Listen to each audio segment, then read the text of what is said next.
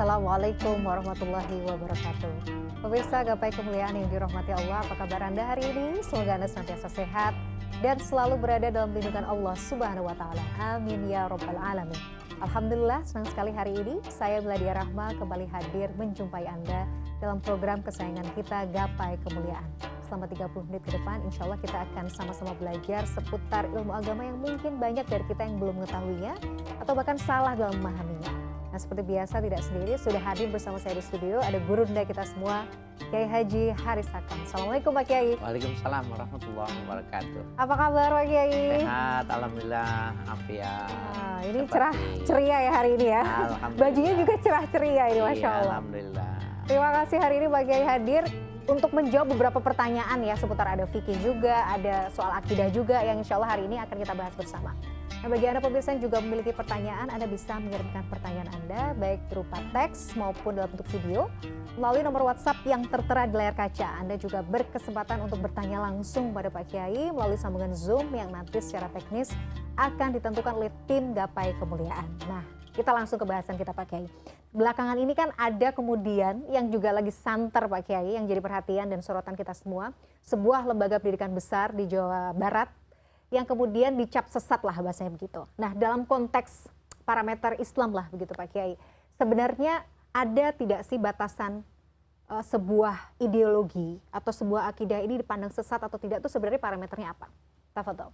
Ya, bismillah, walhamdulillah, wassalatu wassalamu ala rasulillah, amma ba'du, Mbak Mila dan para pemirsa dimanapun Anda berada. Maka kita pada dua pendekatan bisa menjawab pertanyaan itu. Pendekatan yang pertama dilihat dari ya al-maraji'ul awal ya, sumber dasarnya. Di dalam salah satu hadis yang sahih Nabi Shallallahu alaihi wasallam ya bersabda, taraktu fikum lan tadillu ma tamassaktum bihima.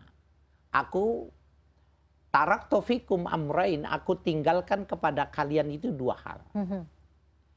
Ya, mata masaktum bihima lan tadillu abada. Kalau kau pegang keduanya, kau nggak akan sesat. Kitabullah wa sunnatu rasulih. Al-Quran dan hadis Nabi.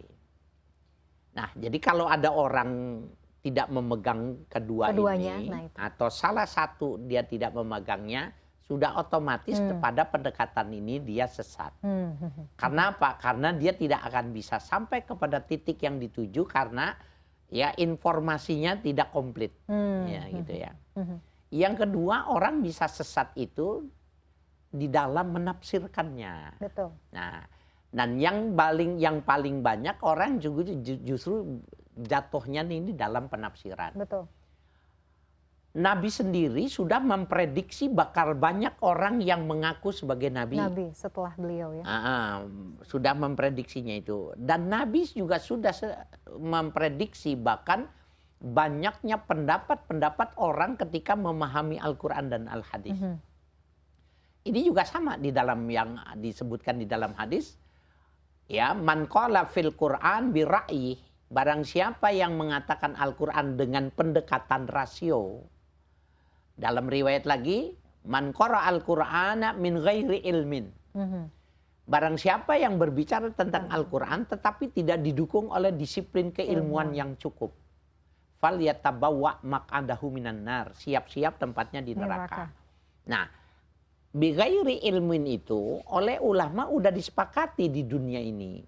Orang yang bisa memberikan penafsiran terhadap Al-Quran itu banyak disiplin ilmu yang dia kuasai. Pertama, dia harus mengerti ilmu alat yang dimaksud dengan nahwu, sharaf, ma'ani, badi, mantik. Kemudian dia mengerti apa itu mustalahul Quran, dia ngerti ulumul Quran, dia ngerti berbahasa Arab. Banyak, paling tidak ada 12 disiplin keilmuan yang mesti dia kuasai untuk bisa mengerti tentang Al-Quran, untuk bisa mengerti tentang hadis. Karena kalau dia tidak punya kapasitas keilmuan yang cukup, maka dia akan nyasar dan menyasarkan orang lain, sesat dan menyesatkan orang lain tanpa tahu kalau dia sudah tersesat. Betul. Nah, jadi intinya untuk tidak nyasar itu, kalau memang tidak punya kapasitas keilmuan untuk yang cukup, ya jangan melakukan. Tuh ya, yang kedua. Yang ketiga, man ya qara'a fil Qur'an fa asaba faqad akhta'a.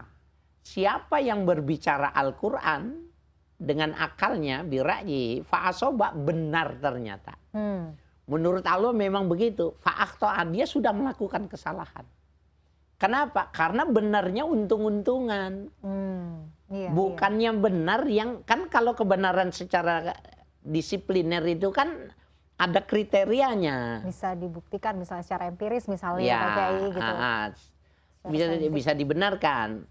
Secara keilmuan dia tidak akan berbenturan dengan ayat-ayat yang lain, tidak akan berbenturan pada hadis-hadis yang sahih, tidak berbenturan dengan rasio, tidak berbenturan pada ukuran norma yang mendunia. Itu adalah parameternya. Iya, iya. Ternyata benar umpamanya gitu. Dia masih salah kata Nabi. Masih salah loh, iya kan? Karena Berdasarkan untung-untungan. Oke, betul sih. Iya. Jadi memang harus dengan itu tadi ya, ya dengan logika juga masuk ya, Iya. tapi dengan ilmu tadi ya Pak Kiai. Iya betul. Dan tidak boleh asal.